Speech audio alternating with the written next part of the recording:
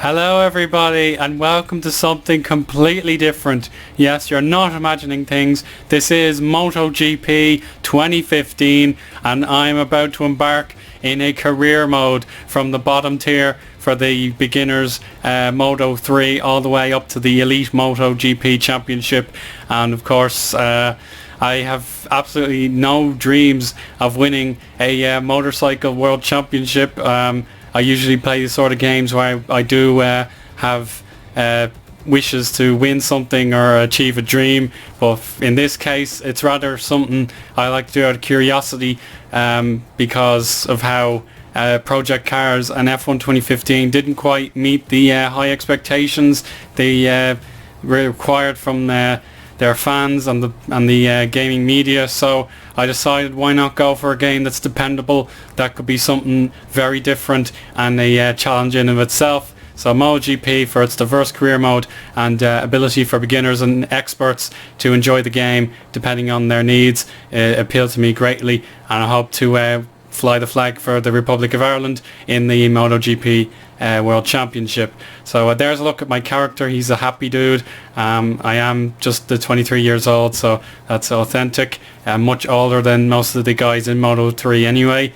I have a riding style, like a balanced riding style, which is fine. My nickname is ONH5, as you know, on the channel, and I've chosen number 75 in the favourite colour of mine, which is red. So that's pretty much all I need to know about that.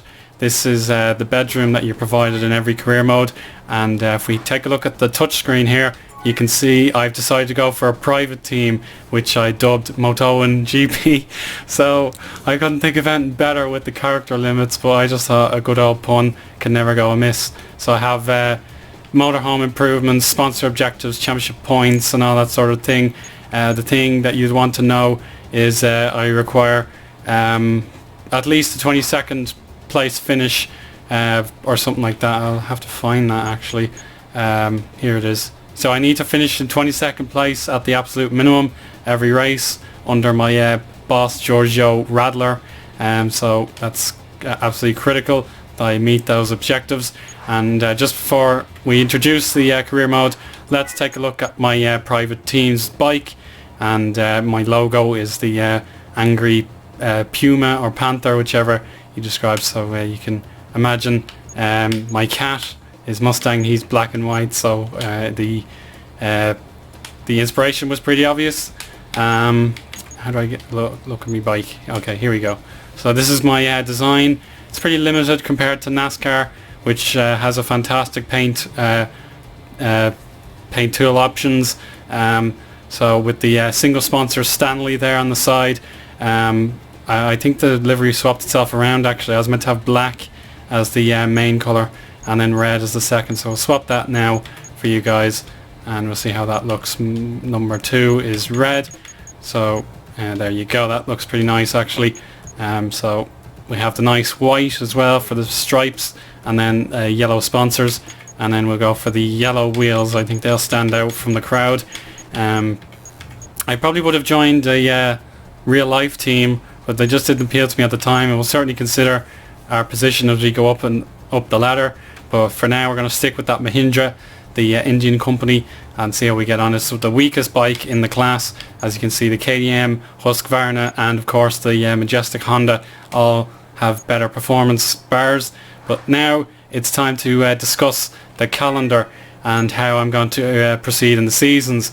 So judging by my options, you can see I have AI difficulty up to hard, because even though I'm a beginner, I seem to be quite quick, and I actually finished 6th at Brno in my first wildcard race, so I decided to up the difficulty to hard, and I came 24th at Valencia. So I think there's a difficult balance between difficulty in this game, but I seem to be reasonably quick.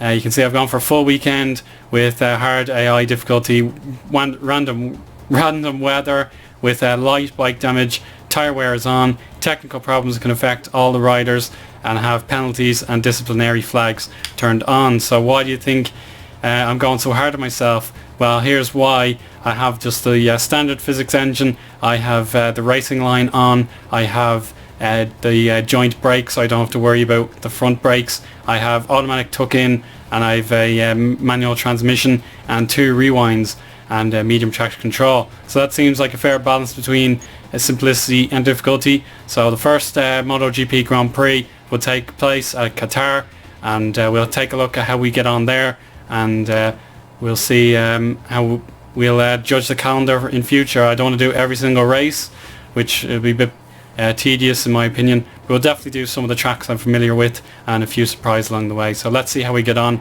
at Qatar. And there you go, everybody. The first qualifying session of the season is over with. Danny Kent gets the crucial pole position. As for me, I'm a little bit below where I need to be, down in 25th position. But without further ado, let's get on the grid. And the MotoGP career mode is go. A slow getaway has to be said where those lights, but as for me, I seem to have gotten a reasonable start down to my inside. You can see it's Gardner, the Australian, and he's going to push me right to the curbs, borderline off the track, but we hang on in there for turn 1, the long right-hander, and Martin and Cornfile are to my inside now. I get the AstroTurf kicked up, but we're now going to go in behind Cornfile, slot in and get a great getaway out of the corner, and we're going to even go for 20th position ahead of Guevara into turn 3. Fantastic move. Otel is the nearest bike ahead of me, and we brake now for turn 3, another right-hander, and down the inside goes one of the RBA bikes. I didn't get the name, and already we've got some battles. Keep an eye on that bottom left of your screen for overtake updates. We're going to go downhill and left, and I've actually ran wide here, but it seems to be no harm done. I'm right in the middle of no man's land here. I'm trying to catch up to 19th position.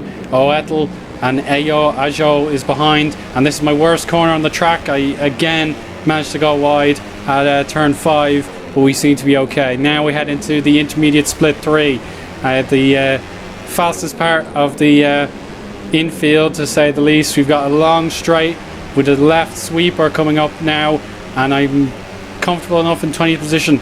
The bikes to my rear are a fair distance away. We brake now a little bit off camber, and that's completely wrecked my entry, and the other opponents are right behind now. Braking again for the right hand sweeper, and we've gone into the AstroTurf again, and we're losing positions here. The Moto3 bikes have supreme grip in the middle of corners, and due to the low horsepower I couldn't get away at a reasonable time, and now we are down to 23rd position, so my objective is looking me in the eye. So we'll now fast forward to complete the lap. It's a 1.5 kilometer long straight.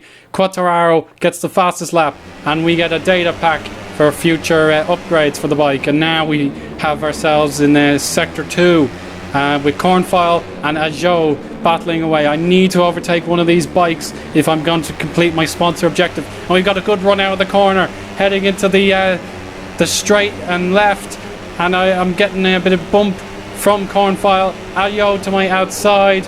Again, I'm offline, and that allows the other bikes to gain a little bit of a gap, but still I refuse to give up here, and you can see there's overtakes going on behind me, but I'm well away from that pack as I actually go wide yet again. Qatar is not one of my friendly circuits. I really have to learn to improve here, but we are now on lap 3 out of 5, and again my sector 1 times are probably the best out of anybody in the mid pack.